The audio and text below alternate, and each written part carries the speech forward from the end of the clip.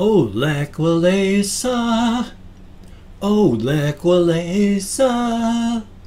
Oh, Lequalesa. Oh, I call your name.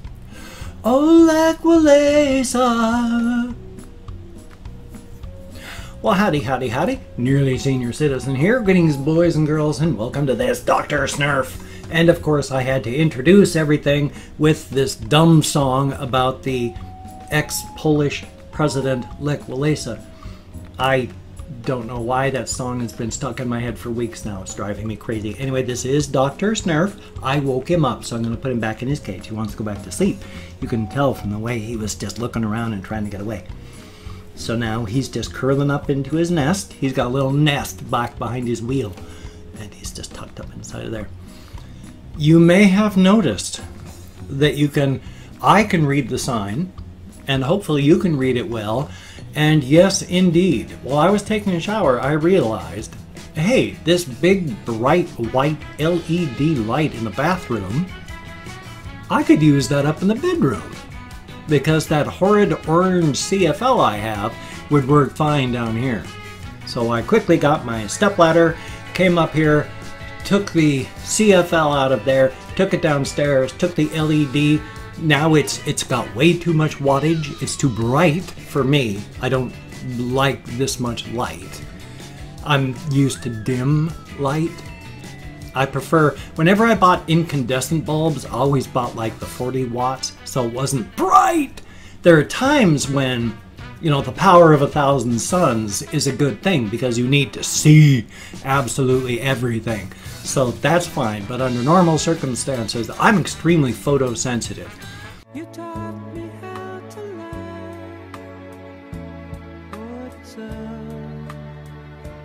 What it's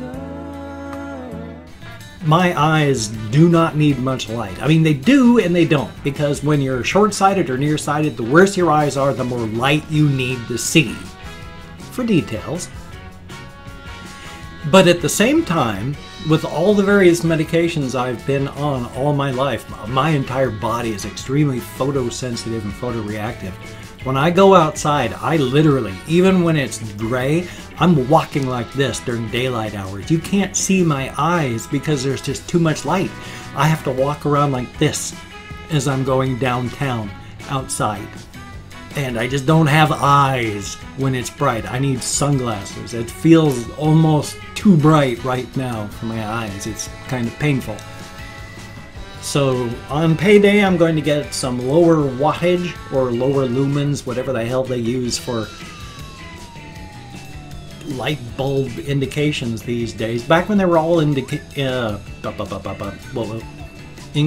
that's what I was talking about before. The incandescent, you know, where it's just literally a thread that heats up because of electricity going through it and it glows red and white hot. What was I talking about with those? Those are, I can't remember now. Those are CFLs and, well, anyway, it's just way too bright. It's too light. My eyes hurt. Oh yeah, lumens and watts. They used to just do lumens. They'd say there's a X number of lumens, how much light, and then there'd also be a wattage for how much electricity it uses. And now it's all different and things have changed. But that happens. It's good. I mean, incandescent bulbs suck. They're horrid. They use up massive amounts of electricity. They're wasteful because the amount of radiation is just on the electromagnetic spectrum. The amount of radiation that an incandescent bulb puts out is huge, and we just can only see this tiny chunk of it. And so there's a huge amount of energy. I mean, it's pouring out just infrared like mad. So it's pouring out all this other information and all these other types of lights that we can't see.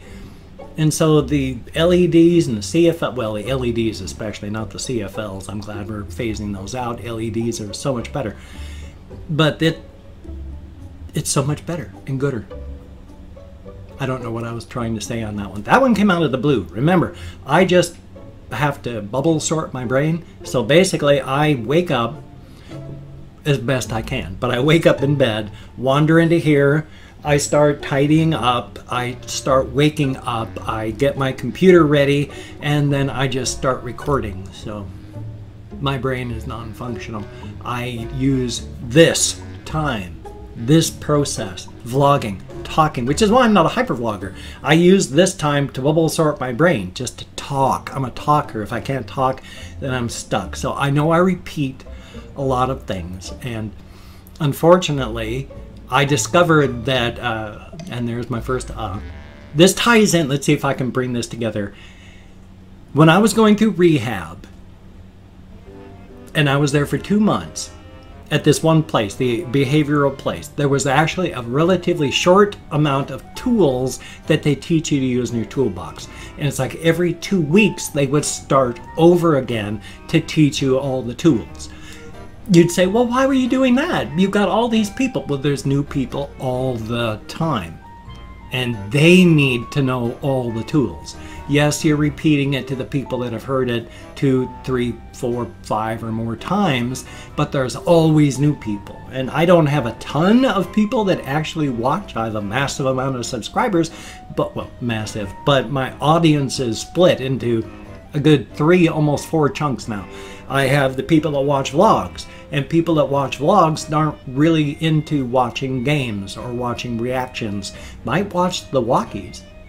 When I do my reactions, those people that do reactions, watch reactions, aren't really into watching vlogging or games. And those people that watch game videos, they're not really into vlogging or reactions. So I've got 3 different audiences, like, you know, relatively smaller amounts, but when you take these 3 larger audiences and then put them all into one, well, that's stack, stack, stack. It's like a bunch of smaller audiences that's counted as one big audience by YouTube, but I've got a massive split audience. And then there's the people that just like the walkie stuff, but then that's kind of like the vlogging. Thumbs up. It doesn't bother me all that much. I mean, I'm just glad to be making videos. I'm glad to be alive. I shouldn't be. I'm lucky. I have been very, very, very, very lucky. I mean, I should have, my alcoholism should have killed me. When I walked in to rehab, when I went to dinner with my parents, I told my parents, I want to go to dinner with you. And I got hammered like I always do. And then I went to dinner with them. And then after dinner, I said, can you please take me to rehab? You can see me now when I am really drunk. And I'm like this all the time. Can you please take me to rehab? And so we went to rehab. I blew 0.544 on the breathalyzer. You know, at 0.2, you're legally drunk. At 0.3, you are, well, 0.08, you're legally drunk. At 0.2, you are falling down. At 0.3, you're unconscious, having trouble breathing. At 0.4, you're probably dead. At 0.5, there's not supposed to be any life processes left. And I blew a 0.544, and I remember that night. That should have killed me. When they did blood tests, there's all sorts of tests you can do to see how your body's doing. One thing is your body produces ammonia. It is a natural product. You just urinate it out to get it out of your system. Nobody at the hospital or at the rehab when I first went there had ever seen anybody with that much ammonia in their bloodstream and not be an autopsy. I should have died, but I didn't. And when I first started on methadone, this is where I was just, that one was like sheer stubbornness and slowness went on that one. But when I was married and first getting on methadone, the first couple of years when we had moved into Shelton, it was like 2008, 9, 10, something like that. I was getting on the methadone, and I was taking 2 milligram tablets, and apparently it is exceptionally dangerous to start, but once you're on, it's not that bad. I took 12 milligrams over a 2-day period, and that killed me.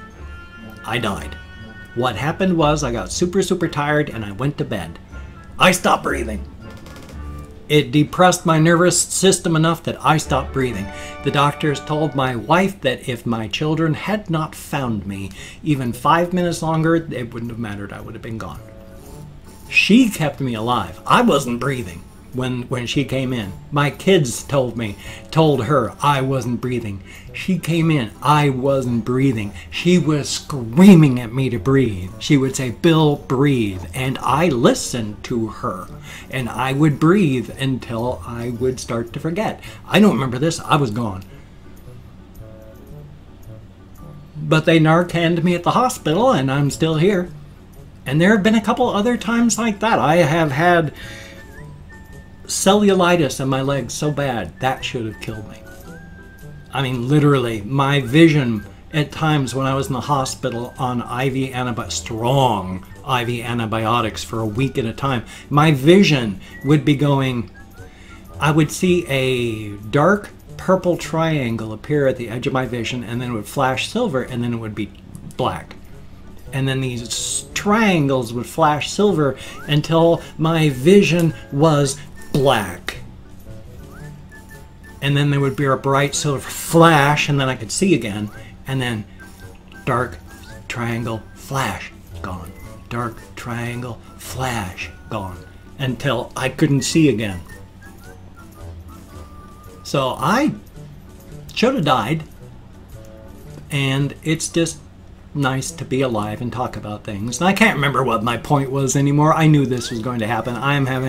It's been a bad spoon day. I did not sleep well last night, and I took a shower this morning, so about 15 spoons to spend, and I spent 3, and just getting out of bed was 1 or 2. I'm exhausted already, and my day has just started. Thumbs up for that. But thank you again, once again so very much for coming along with me on this journey of exploration. I ramble. I talk about nothing. I'm a goober. So thank you very, very much for coming along with me on this journey of exploration. It is a very good thing. I started sleepwalking and falling asleep back in right around 1988, 1989, when I first became a nurse's aide, when my alcoholism, when I got caught on the big death spiral, and I started spiraling, and it was about 1988, 1989, and that's when I really started falling asleep and sleepwalking. And this past year, I have been waking up, and it is amazing. I mean, I have been sleepwalking and asleep, even during the marriage to my wife. I feel more awake now than I've been in 30 years. And it's therapy, yes. But I would have not been anywhere near the stage where therapy has been helping me so much if it hadn't been for this. Vlogging, my channel, doing things, getting me out of my head. I live in my head, and that's not good, especially if you're grieving and mourning. Living in your head just means I over-intellectualize everything. And so that's not good. And I could feel myself drifting away, and I was in terror because I knew I was really, really close to dying. Not physically, but I was close to getting to the point where if something did happen, I was just going to go. I was just going to go. When you see people let go and you can see them drifting away, you know they don't have much time left, and I was there. In terror, I created a channel and started doing stuff and started getting out of my head and into the world. Thank you so very much. Therapy would not have been anywhere near as good for me as it has been if this channel had not set the basis, the foundation for my recovery. So thank you, each and every one of you, for coming along with me on this journey of exploration. I've had ups and downs physically as it is. I mean, I still have so much horrible pain in my upper right quadrant of my abdomen. I'm hoping it's not like some mass or something in my small intestine. I'm still having horrendous pain down below in the nether regions. We've been working on a lot of things, and I don't know what's going on. I don't want to die of anything within the next 5 or so years. I'd like to get at least 14. I'd like to live in my 80s. Hey, make it to my 90s. Maybe even become an octogenarian. So, it'd be nice. Anyway, though, I also have a game channel. If you could check that out, it'd be awesome. If you like watching people, specifically older people, play video games, it's a good channel. I do try to do a video a day, but I tend to fall asleep. I fall asleep when I stop moving. I have a sleep deficit decades deep. So if you can check it out, it'd be awesome. You don't have to. Don't feel obligated. I don't feel entitled, but it would be cool if you could. I also have a whole bunch of links down below. If you can check those out, I have Twitter, Facebook, GoFundMe, Patreon.com, Google+. If you could donate to my GoFundMe campaign or become a Patreon.com patron, like one of these beautiful and awesome people, that would be indeed beautiful and awesome. Beautiful and awesome. But if you cannot donate, or you simply do not donate, I do take all good wishes. I deposit them in the bank of my heart, where I draw interest. Thank you very much. And if you could toss me a like, I do appreciate all the positive validation I get for my existence. It's a good thing. If you could subscribe to the channel, that would be cool. I would understand if you don't want to. As stated, I'm a goober. But still, if you could, that would be awesome. Thank you so very, very much. It is appreciated. Now I've opened up 24 hours worth of comments in my community tab, and I'm going to go through and thank 20 to 25 people for having left me a comment. I'm not reading the comments right now because it's right, I'm vlogging, but I'm just going to thank you for having left a comment, whether it was a good comment, a bad comment, and a different comment. Thank you for having left the comment. That is appreciated. Now, if I mispronounce a username, my sincere apologies. I'm an American English speaker. We're not really good at names, but I'm going to do my best. So thumbs up for that. Let me call up my Chrome and let's see what we have. Ta-da! Jonathan Crane, thank you very, very much. And Brian Glenn, greatly appreciated. Ice Damon, thumbs up and thank you. Kathy Kitscat, always good to see you in the comments. Andy Vega, greatly appreciated. Elias Quintana, I sure hope I'm close.